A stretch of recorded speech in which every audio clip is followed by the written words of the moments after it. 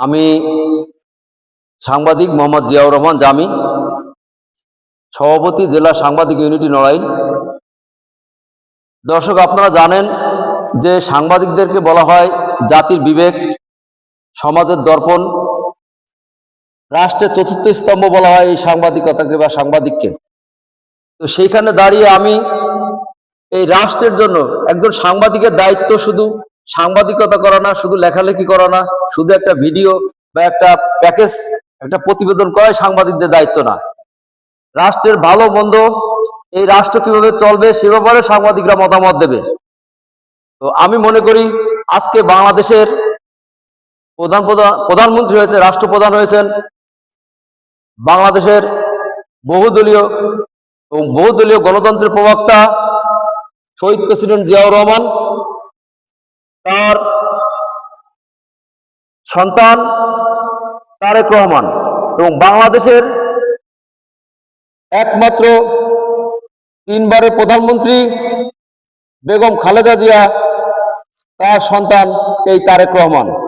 আজকে তারেক রহমান বাংলাদেশের প্রধানমন্ত্রী।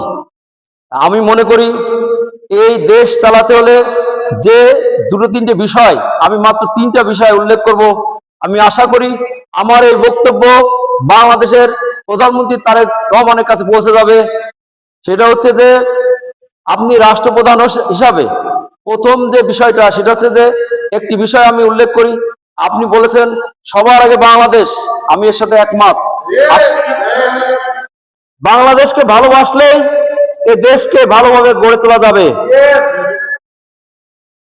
বিষয়টি হচ্ছে যে প্রথম কথা হচ্ছে যে আগে বাংলাদেশকে দেশপ্রেমে সকলকে উদ্বুদ্ধ করতে হবে। আপনি বাংলাদেশের প্রধানমন্ত্রী, আপনি এদেশে আপামর জনগণকে বাংলাদেশ দেশপ্রেমে উদ্বুদ্ধ করার জন্য আপনি এদেশের মানুষকে উদ্বুদ্ধ করবেন। দ্বিতীয় কথা হচ্ছে যে বাংলাদেশের মানুষকে ধর্মীয় মূল্যবোধে জাগ্রত করতে হবে।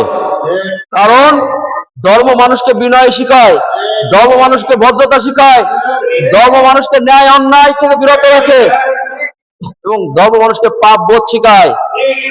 আর এই জায়গাটা ধর্মীয় মূল্যবোধ যদি জাগ্রত করা যায়, এদেশে সন্ত্রাস থাকবে না, চাঁদাবাজ থাকবে না, বোমাবাজি হবে না, এ দেশটাকে সুন্দরভাবে পরিচালিত করা যাবে।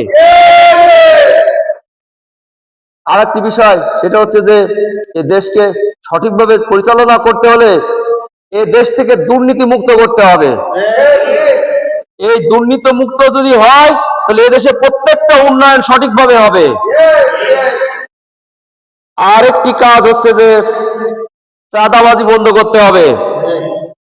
এই যারা চাঁদাবাজি করে, যে কারণে দেশের উন্নয়নে বাধাগ্রস্ত হচ্ছে।